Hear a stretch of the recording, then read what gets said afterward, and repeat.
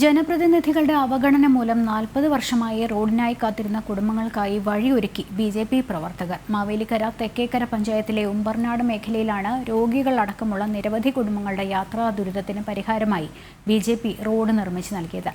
ആലപ്പുഴയിൽ നിന്ന് സുധീഷ് ഗോപാൽ തയ്യാറാക്കിയ റിപ്പോർട്ടിലേക്ക്. മാവേലിക്കര തെക്കേക്കര പഞ്ചായത്തിലെ ഉമ്പർനാട് ഭാഗത്താണ് ഞാൻ നിൽക്കുന്നത്. ഇവിടെ ഏതാണ്ട് 13 വീട്ടുകാർക്കുള്ള വഴി, അത് 40 വർഷത്തിലധികമായി ഒരു നടപ്പാത തന്നെ, വളരെ പ്രയാസകരമായ ഒരു നടപ്പാത മാത്രമാണ് ഉണ്ടായിരുന്നത്. അത് ഈ തെരഞ്ഞെടുപ്പുമായി ബന്ധപ്പെട്ട പ്രചരണ വേളയിൽ ബി.ജെ.പി.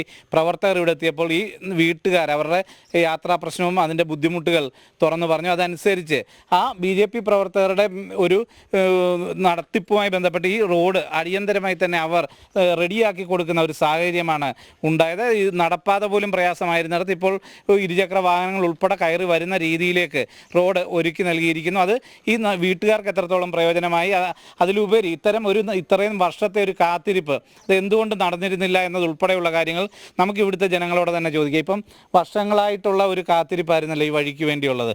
അത് എന്തായിരുന്നു തടസ്സമായി നിന്നിരുന്നത്? ഇപ്പോൾ അതെങ്ങനെയാണ് അത് യാഥാർത്ഥ്യമായത്?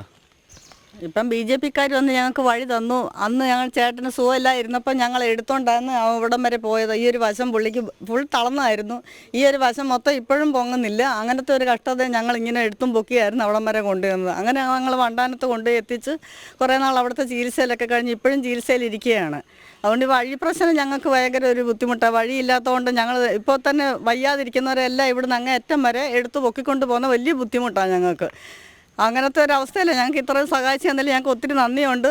എല്ലാവരെയും ഞങ്ങൾ നല്ല ഇതായിട്ട് കാണുന്നു.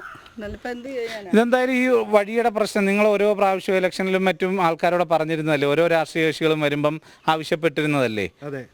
പിന്നെ ഈ പ്രാവശ്യം ഇലക്ഷൻ സമയത്ത് തന്നെയാണോ ബി.ജെ.പിക്കാരോട് ഈ ഒരു കാര്യം പറഞ്ഞത്?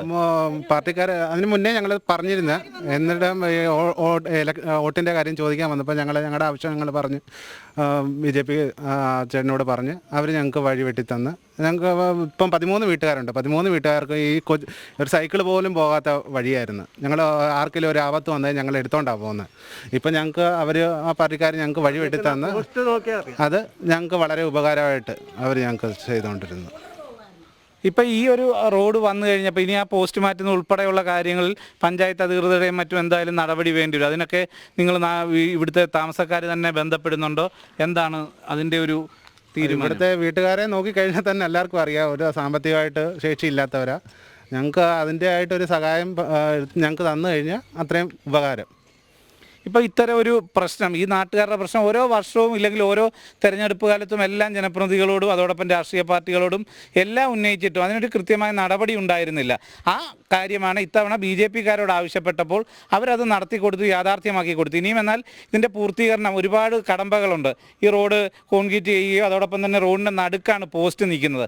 ആ പോസ്റ്റ് മാറ്റി ഉൾപ്പെടെയുള്ള നടപടികൾ കൂടി പൂർത്തിയായെങ്കിൽ മാത്രമേ കൃത്യമായ ഒരു യാത്രാ സൗകര്യം ഇവിടുത്തെ ജനങ്ങൾക്ക് ഉണ്ടാവും. അതിന് പഞ്ചായത്ത് ഭരണസമിതിയുടെ ഇടപെടൽ വേണം. ഒപ്പം മറ്റു രീതിയിലെല്ലാം തന്നെ തൊഴിലുറപ്പ് പദ്ധതിയിൽപ്പെടുത്തിയായാലും റോഡുകൾ കോൺക്രീറ്റ് ചെയ്യാൻ പറ്റും. അത്തരം കാര്യങ്ങൾ ഇവിടുത്തെ വാർഡ് മെമ്പർ ഉൾപ്പെടെയുള്ളവരാണ് ചെയ്യേണ്ടത്.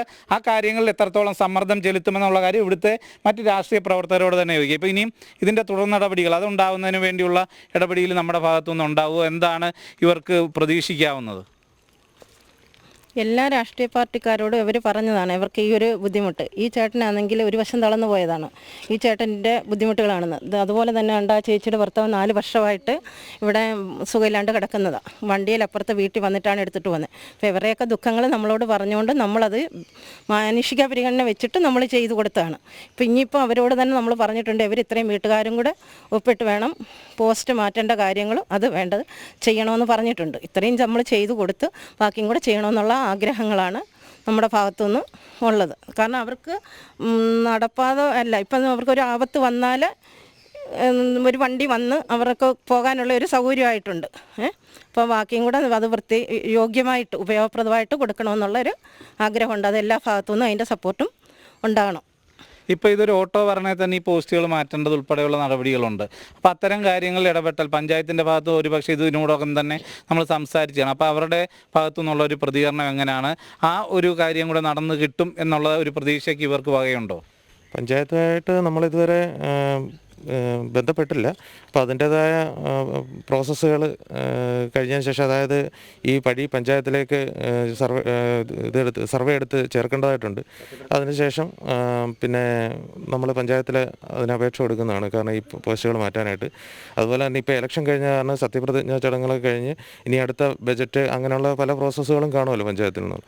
അപ്പോൾ എന്നാലും നമ്മൾ ഇത്രയും പേർക്ക് വേണ്ടിയിട്ട് ചെയ്തതിന് ശേഷം ഇതിന്